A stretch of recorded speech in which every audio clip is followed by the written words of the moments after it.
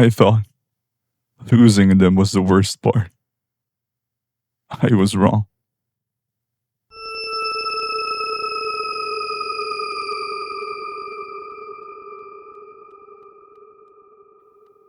Mrs. Mustache has always been a great hunter. She'd leave mice, grasshoppers, sometimes small birds by the front door. Sometimes she'd leave them right outside my bedroom, and she just proudly sits next to them, looking at me. Not sure if it's pride for hunting something, or pity for not being able to feed myself or something. But either way, I'd always pet her, give her treats, make sure she knew she did a good job. Lately, though, she's been acting a little off. Sometimes she just sits in my room, staring at one corner. Doesn't matter if it's morning or night. She'd stare at the exact same spot. When I call her name, she still comes running. So I didn't think much of it. Her appetite didn't change. She's always been picky, but she loves chicken. So I made sure to give her that. Her behavior didn't change either. She loves going up to my face and rubbing her head on my nose. Still, it kept happening. For weeks. She's just staring at one corner. I got worried and took her to the vet. They ran some tests, but everything came back clean. That was a relief. But things got worse after that. Apart from staring, she started hissing at it, like she was reacting or arguing with something. The weird part is, when she wasn't in the room, I started hearing things from that same corner. At first, it was just a faint sound. Then came the scratching, like nails dragging across the wall. But the second she walks into the room, it stops completely. This went on for a few days, so I called animal control. Thought maybe something got into the walls. They came in, checked everything. Nothing. Said the house was clear.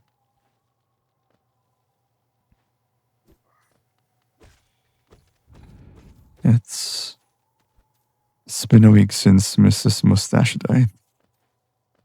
I asked the vet what caused it. They said it was likely heart failure. Something that doesn't always show up on tests. It was just so sudden. So I arranged for everything right away. The first couple of days was like a blur. Like I hadn't caught up yet. Then on the third day, it all came crashing in. I still catch myself putting food in her bowl, calling out her name, then realizing she's gone. But the sound in my room never stopped. If anything, it got even louder, aggressive. Like whatever was there knew she wasn't around anymore. That's what really scared me. One night, I was asleep. I heard the same sound again. Louder than before. Then, I I opened my eyes, and in that corner, I saw it. It was a disfigured shape of a man, twisted and contorted. It was crawling on my floor, slowly inching its way to my bed. I just froze. I didn't know what to do. The thing grabbed my bed frame. It was already at the foot of my bed. Its long, slender hands and fingers creeping up slowly. And then I felt something rub on my nose. And I suddenly remembered Mrs. Mustache, the way that she always does. Then I heard her, soft, right next to me. Then I felt something run across my bed. It was fast, toward whatever that thing was.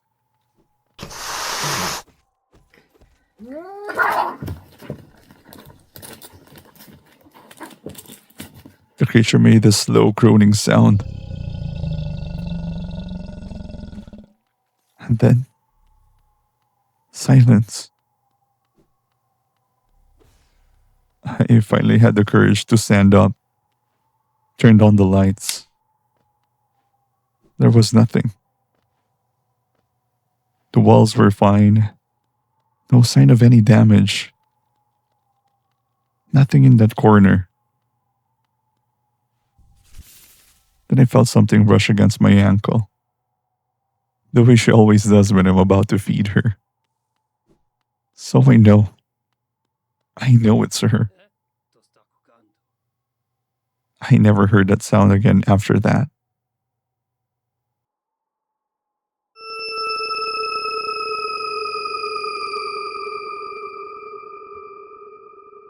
My sister passed away a few weeks ago. The house has been quiet since then. We kept her room untouched.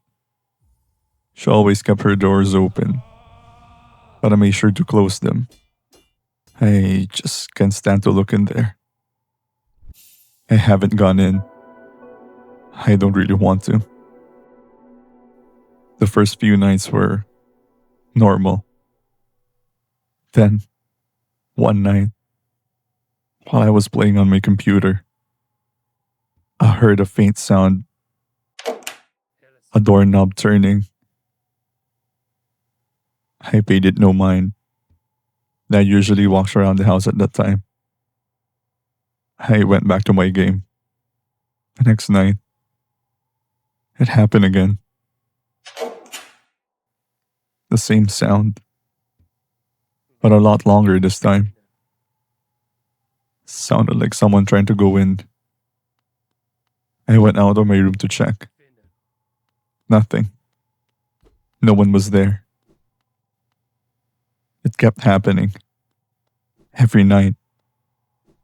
Around the same time. Some nights, it sounded like from a nearby room. Other nights, a little further. Just a faint sound. But always the same. A doorknob turning somewhere in the house. A few days passed, and I noticed something. There was a pattern. It was moving. One night it sounded from far away. And the next night, closer. Then far again. Like someone was trying each door. One by one. The doctors never figured out what happened. One day she was fine. Then the next she wasn't. No explanation. No warning.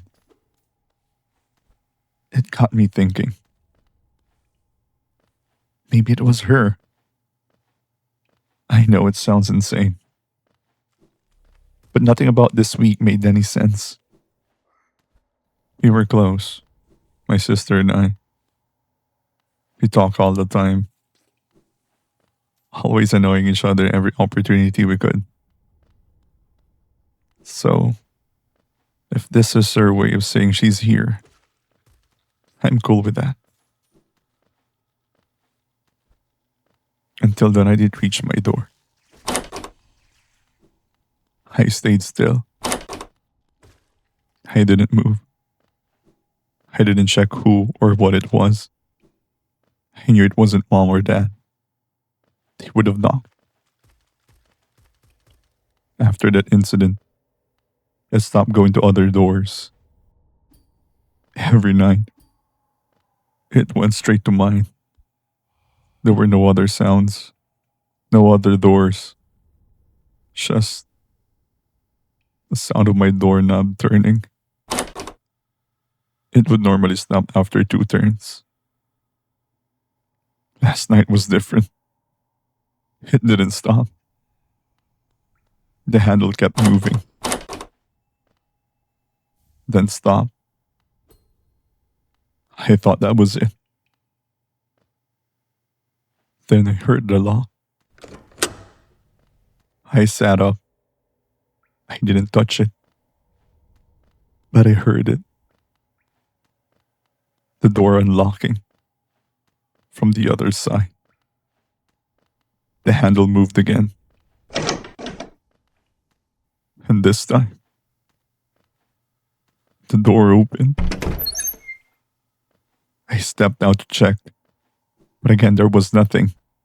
Just the hallway. When I was about to go back to my room, I heard something move. From behind the door, I could see part of a dress. The one she loved the most. Then I heard a voice, soft and gentle, calling out my name. She never calls me that.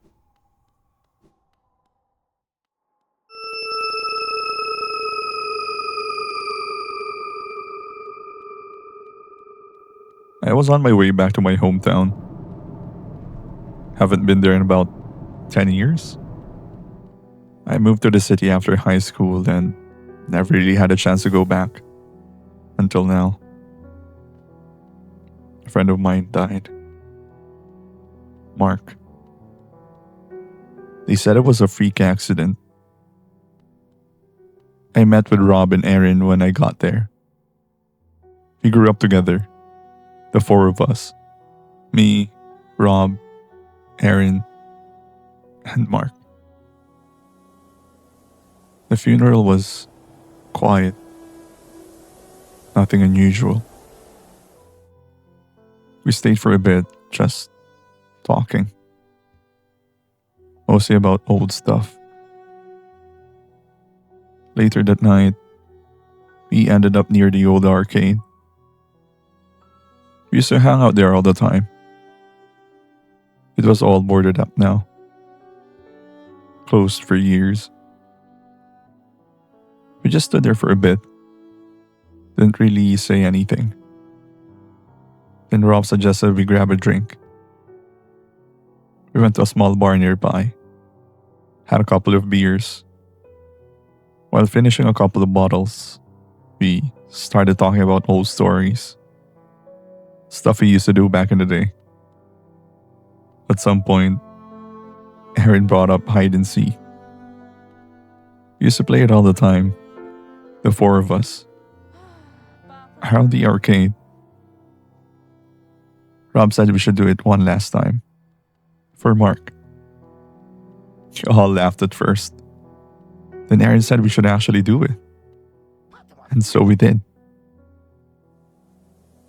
It was late, so no one was around.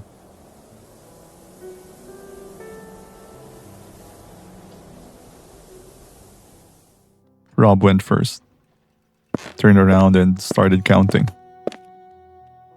Erin and I ran.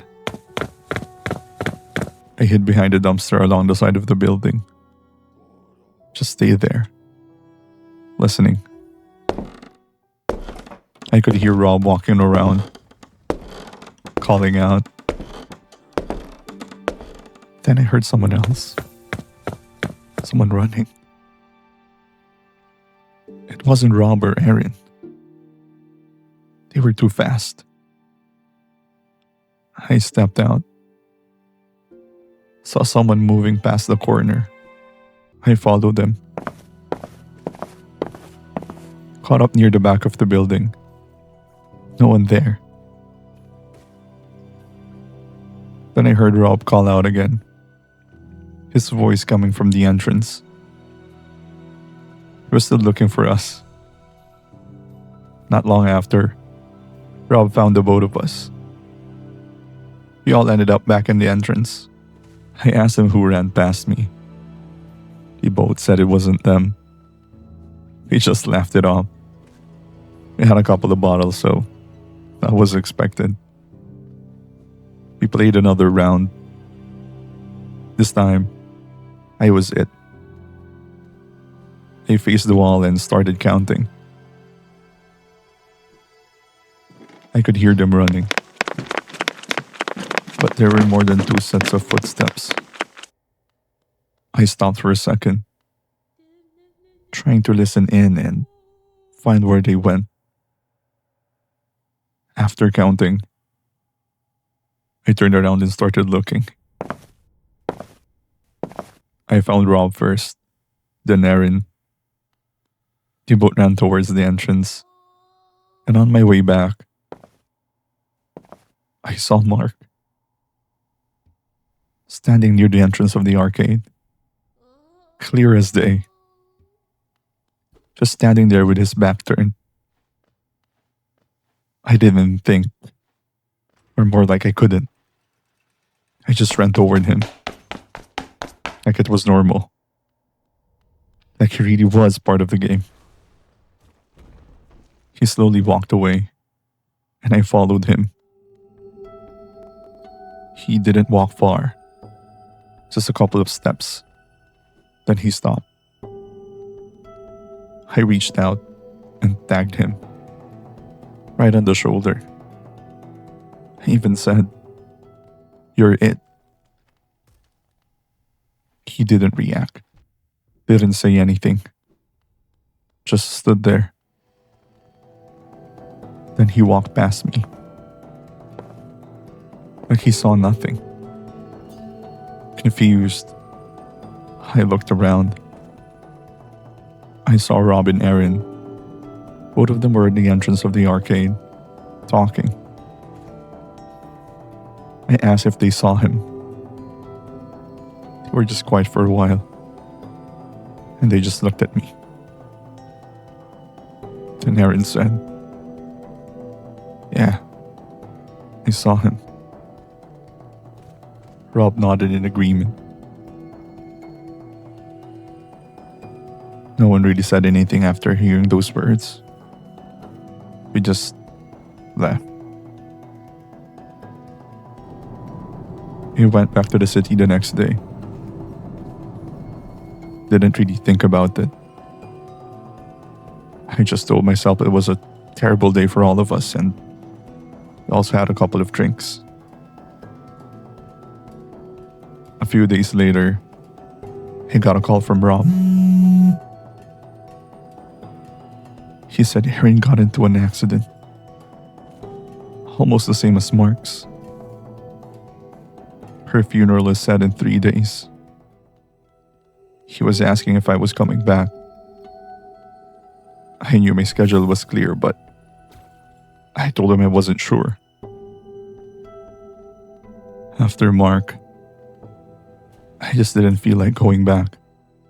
There's this feeling I can't pin down. I got that call this morning. Tonight, I'm at home, just rotting on my couch, trying not to think about it. Then I heard something. A door opening and closing. I tried to stand up and check, but I see Erin sitting at the far end of the couch, looking at me, not saying anything. She slightly tilts her head and says, "Found you."